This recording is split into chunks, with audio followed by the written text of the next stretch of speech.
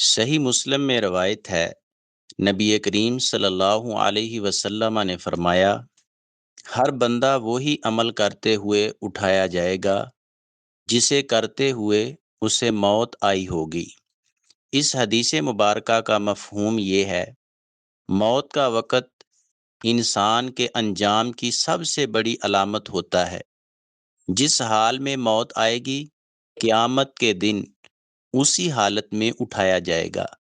اگر کوئی انسان نماز پڑھتے، روزہ رکھے، قرآن پاک کی تلاوت کرتے، حج و عمرہ کرتے، صدقہ و خیرات کرتے، جہاد کرتے، نیکی کا حکم دیتے اور برائی سے منع کرتے، دنیا سے رخصت ہوا تو اسی کیفیت اور حالت میں اٹھایا جائے گا۔